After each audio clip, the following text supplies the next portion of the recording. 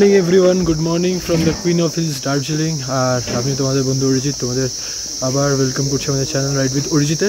আর আজকে আমরা দার্জিলিংয়ে সাইট সিইং করতে যাব। তো যারা আমাদের চ্যানেলের সঙ্গে যুক্ত তারা জানো যে কিছুদিন আগে আমি এসেছিলাম, আর দার্জিলিংয়ের যে ভিউ পয়েন্টসগুলো হয় সেগুলো তো করে নিয়েছি। বাট আজকে সৌরভদা একটু অন্য টাইপের প্ল্যান করেছে।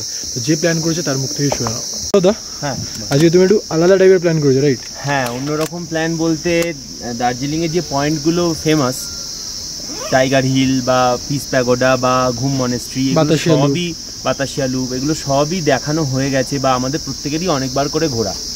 এবং এই সময় যা ভিড়, ওইগুলোতে যাওয়া মানে বেকার। তাই আমরা একটু অন্যরকম জায়গায় যাব। এখানে এটাও খুব সুন্দর একটা রাস্তা দিয়ে যাব আমরা। লেপচা জগৎ, সুখিয়া পুকুরি, জোর পুকুরি, ওই দিকটা আজকে যাওয়ার চেষ্টা করব। দেখি কেমন লাগে। আমাদের তো ভালো লাগবেই, আশা করছি তোমাদেরও ভালো লাগবে। তো চলো যাওয়া যাক আর অ্যাডভেঞ্চার শুরু করা যাক। দার্জিলিং শহরে সকাল সকাল বেরোবার সাথে সাথেই আমাদের সঙ্গে দেখা হয়ে গেল দার্জিলিং শহরের নস্টালজিয়া টয় ট্রেনের। আর সত্যি কথা বলতে গেলে দার্জিলিং শহরের যে রাস্তার সৌন্দর্য আছে না, তার উপরে এই টয় ট্রেনের উপস্থিতি যেন সেই রাস্তার সৌন্দর্যটাকে আরও বাড়িয়ে তুলেছে।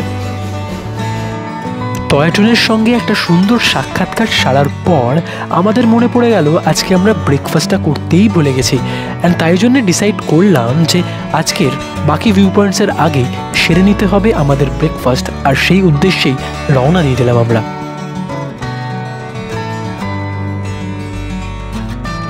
তো বেসিক্যালি আজকে আমরা ব্রেকফাস্ট করতে এসেছি সন্তা বান্তা ধাবায়, যেটা একদম বাতাসিয়া লুপের পাশে। তো চলো ভেতরে যাওয়া যাক আর ব্রেকফাস্টটা সেরে নেওয়া যাক।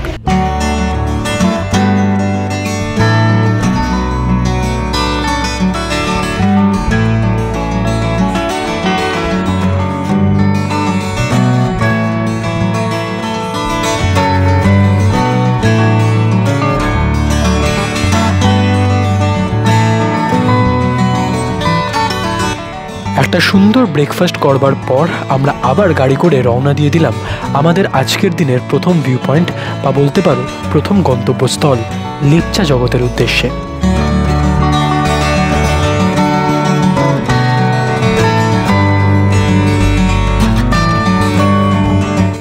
দার্জিলিংয়ের মেন শহর থেকে 19 কিলোমিটার দূরে 6900 ফিট উচ্চতায় ওক গাছ আর রডোডেন্ড্রন গাছে ঘেরা এই সুন্দর জগৎটার নাম লেপচা জগৎ। এই জায়গাটার নাম লেপচা জগৎ নামকরণ হয়েছে কারণ আগে এই স্থানে বিশেষত লেপচা প্রজাতির মানুষরা বসবাস করত। সেইখান থেকেই এই জায়গার নাম লেপচা জগৎ। তো আজকে আমাদের ফার্স্ট ভিউ পয়েন্টে আমরা চলে এসেছি, যেটা হচ্ছে লেপচা জগৎ, যেটা খুবই একটা ফেমাস জায়গা। আর এইখানে ঢুকতে গেলে তোমাদের এরকম করে টিকিট কাটতে হবে একটা, যেটা 20 টাকা করে নেবে পার পার্সন হিসেবে। আর দেখো এরকমভাবে উঠতে হবে, জায়গা করে দেওয়া আছে, পুরো পাইন ফরেস্টে ঘেরা জায়গা।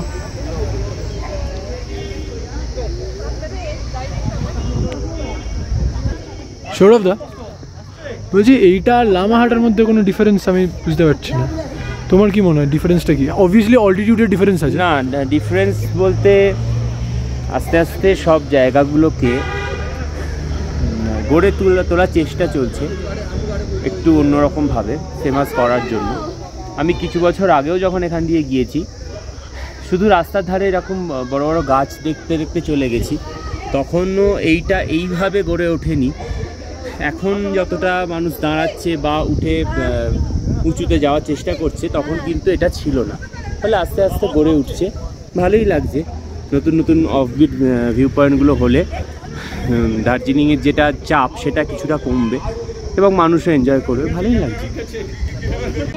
লেপচা জগতের মনোময় সৌন্দর্য উপভোগ করে আর সেইখানে বেশ কিছুটা সময় কাটিয়ে আর অনেক ছবি আর অনেক ভিডিও ক্যাপচার করবার পর আমরা আস্তে আস্তে রওনা দিয়ে দিলাম আজকের দিনের আমাদের দ্বিতীয় গন্তব্যস্থল বা সেকেন্ড ভিউ পয়েন্ট জোর পুকুরির উদ্দেশ্যে।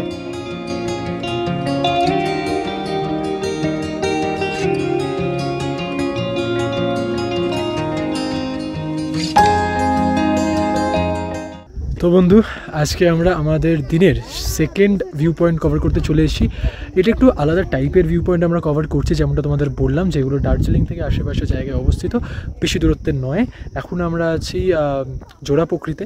আর এই জোড়া পুকুরির কথাটার অর্থ হচ্ছে জোড়া মানে দুটো আর পুকুরি মানে লেক। আর তোমরা এখানে ঢুকতে গেলে তোমাদের এরকম টিকিট কাটতে হবে, যার ভ্যালু হচ্ছে 20 টাকা পার পারসন। আর তোমরা যদি ড্রোন শট নিতে চাও তাহলে কিন্তু 500 টাকা তোমাদের জমা রাখতে হবে, মানে 500 টাকা দিতে হবে। আর তোমরা যদি এইখানে এসে এই সুন্দর জায়গাটায় এসে থাকতে চাও, সেখানে কিন্তু আমি দেখতে পাচ্ছি 2-3টে হোমস্টে আছে অ্যাভেলেবেল। তো অবভিয়াসলি আমি কন্ট্যাক্ট নাম্বার তোমাদের ডিসক্রিপশানে দিয়ে দেবো, তোমরা কিন্তু এখান থেকে কন্ট্যাক্ট করে এখানে চলে আসতে পারো। জায়গাটা কিন্তু খুব সুন্দর। অ্যান্ড চলো একটা সুন্দর সিনেম্যাটিক শট নিয়ে জায়গাটা পুরো তোমাদের ঘুরে দেখাই। দার্জিলিং শহর থেকে 20-22 কিলোমিটার দূরত্বে আর সুখিয়া পুকুরি থেকে 2 কিলোমিটার উচ্চতায় আর মোট 7,400 ফিট উচ্চতায় অবস্থিত এই সুন্দর জায়গাটার নাম জোড় পুকুরি। জোড় পুকুরি কথার অর্থ হলো জোড় মানে জোড়া আর পুকুরি মানে পুকুর, মানে জোড়া পুকুর। সত্যি কথা বলতে গেলে বলা হয় কি এই জোড় পুকুরি থেকে ক্লিয়ার ওয়েদার থাকলে কাঞ্চনজঙ্ঘার একটা সুন্দর দৃশ্য দেখতে পাওয়া যায়। জুনিপার আর পাইন গাছে ঘেরা এই সুন্দর জোড় পুকুরি কিন্তু সেন্ট্রাল ওয়াইল্ড লাইফ সেঞ্চুরির অন্তর্ভুক্ত। জোড় পুকুরের সুন্দর পরিবেশ উপভোগ করে আমার হঠাৎ করেই মনে পড়লো আগেরবার যখন আমি দার্জিলিং এসেছিলাম তখন ঘুম মনাস্ট্রিটা দেখার সুযোগ হয়ে ওঠেনি। যেমন ভাবনা তেমনি কাজ। ড্রাইভার দাদাকে বললাম আর গাড়ি ঘোরালাম ঘুম মনাস্ট্রির উদ্দেশ্যে।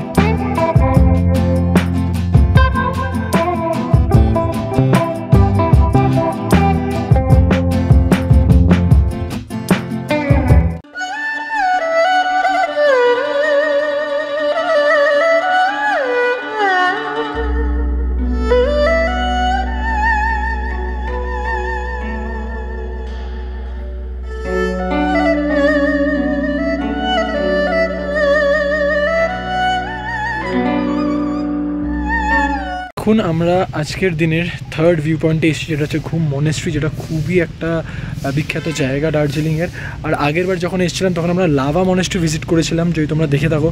তো তাই জন্য এবারে আর লাভা মনেস্ট্রি ভিজিট করিনি, এবারে প্ল্যান করেই এসেছিলাম যে ঘুম মনেস্ট্রিটা ভিজিট করবো, কারণ কি আগেরবার যখন এসেছিলাম সেটা মিস আউট করে গেছিলাম। তো চলো ভেতরটা এক্সপ্লোর করা যাক, আর আশা করছি তোমাদের ভালো লাগবে। জোড় পুকুরি থেকে 15 কিলোমিটার অতিক্রম করে আমরা চলে এলাম আজকের দিনের আমাদের তৃতীয় গন্তব্যস্থল ঘুম মনেস্ট্রিতে। ঘুম মনেস্ট্রির আর এক নাম ইগা চুয়েলিং। এই মনেস্ট্রিটি গেলুকপা বা ইয়েলো হ্যাট সম্প্রদায়ের অন্তর্গত। মৈত্র বুদ্ধের 15 ফুট উচ্চতার মূর্তির জন্য বিখ্যাত এই মনেস্ট্রি 1850 সালে মঙ্গোলিয়ান জ্যোতিষী এবং সন্ন্যাসী সোকপা শেরাব গেরোৎসা দ্বারা প্রতিষ্ঠিত হয়েছিল, যিনি এই মনেস্ট্রির 1905 সাল অবধি প্রধান ছিলেন।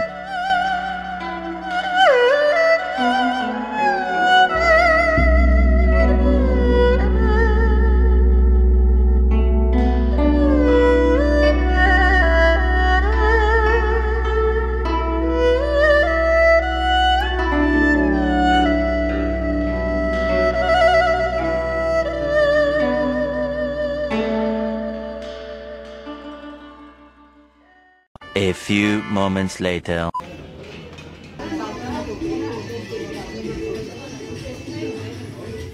তো বন্ধু, আজকে লাঞ্চ করার জন্য আমরা চলে এসেছি। একদম আমাদের ইচ্ছা ছিল একদম অথেন্টিক টিবেটিয়ান ফুড ট্রাই করব, আর তার জন্য চলে এসেছি আমরা কাঠমান্ডু কিচেনে, যেটা অবভিয়াসলি আমাদের সৌরভ সাজেস্ট করেছে।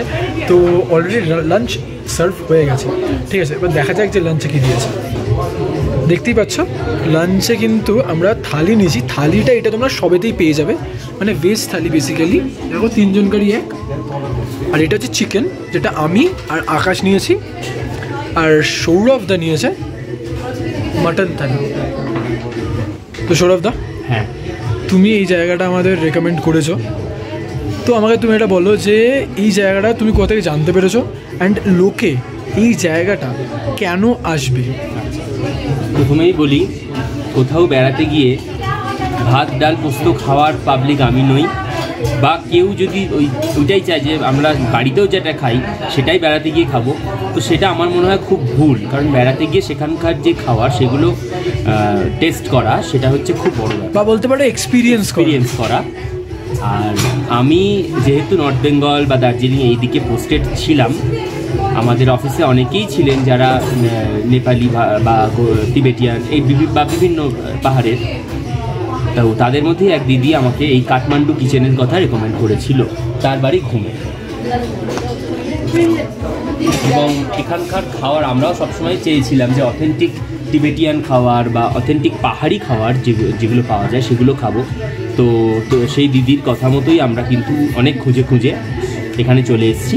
এটা একদম ম্যালের কাছেই, জাস্ট ম্যাল থেকে একটু নিচে 100 মিটারের মধ্যে। এখানকার খাবার কিন্তু খুব ভালো। আমরা অলরেডি একটা এখানকার স্পেশাল স্টার্টার চিকেন সেগুয়া সেটা ট্রাই করেছি, সেটা খুব ভালো ছিল, একটা স্মোকি ব্যাপার ছিল। তুমি বলতে চাইছো সেটা মাস্ট রেকমেন্ডেড, যেটা স্টার্টার আইটেম? হ্যাঁ, মাস্ট রেকমেন্ডেড বলবো না, আরও অনেক কিছু আছে সেগুলো দেখি, কিন্তু সেটা খুব ভালো ছিল, মানে এটা ওয়ান অফ দ্য বেস্ট। হ্যাঁ, ওরাই বললো একদম তাই। আর এবার থালিটা এসেছি, তার মধ্যে ভাত আছে, ডাল আছে, এটা স্কোয়াশের তরকারি, আর এটা কিন্তু ঢেকি শাককে ওরা বলে নিংগ্রো, এটা আমি আগেও খেয়েছি। এছাড়া অন্যান্যগুলো কি সেটা আমি এখন বুঝতে পারছি না, খেয়ে দেখতে হবে। তো আর পাঁপড় আছে, স্যালাড আছে, আলু ভাজা আছে। দেখি এবার কেমন খেয়ে তারপর তোমাদের আবার জানাবো। আর সত্যি কথা বলতে গেলে অ্যাম্বিয়েন্সটা এখানে একদম সুন্দর অ্যাম্বিয়েন্স, না মানে তুমি এলে জাস্ট মজা পেয়ে যাবে অ্যাম্বিয়েন্সটা, মানে you will fall in love with the ambience সত্যি কথা বলতে গেলে। অ্যান্ড খাবার যেটা আমরা ফার্স্টেই ট্রাই করেছিলাম, দ্য স্টার্টার আইটেম, সেটা খুব সুন্দর ছিল। অ্যান্ড আমি এইটুকুনি বলতে পারি, তোমরা যদি এখানে আসো একদম হতাশ হবে না। আমি ডেসক্রিপশানে এর লিঙ্ক দিয়ে দেবো। অবভিয়াসলি যদি তোমরা দার্জিলিংয়ে আসো তো এখানে ট্রাই করতে পারো, খুব ভালো লাগবে। 2000 years later. লাঞ্চ করার পর একটু রেস্ট নিয়ে আবার আমরা চলে এসেছি আমাদের মলে এক্সপ্লোর করতে। চলো একটু এক্সপ্লোর করি আর তোমাদের পুরো জায়গাটা ঘুরিয়ে দেখাবো।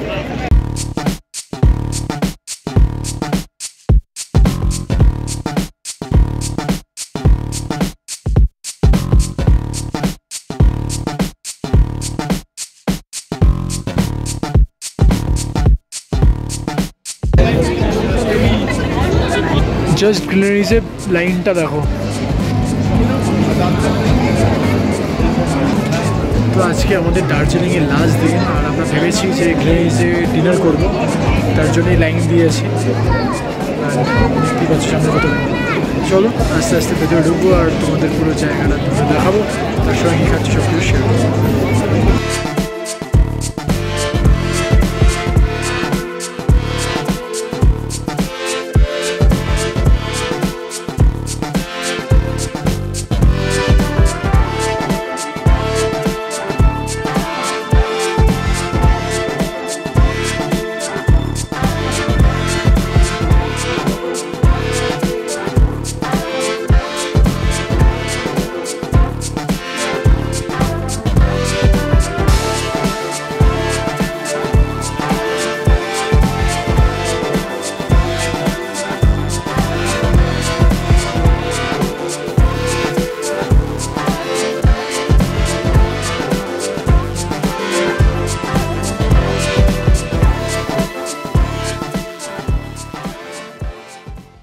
A few moments later. So as always একটা সুন্দর ডিনারের পর এখন আমরা বাড়ি যাচ্ছি। তো বাড়ি মানে আমাদের গেস্ট হাউস যাচ্ছি, হ্যাঁ, হেঁটে হেঁটে। আর সত্যি কথা বলতে গেলে দার্জিলিংয়ে হেঁটে হেঁটে রাত্রিবেলা বেশ ভালোই লাগছে। তো চলো আজকের ভিডিওটা এখানেই শেষ করলাম, ঠিক আছে?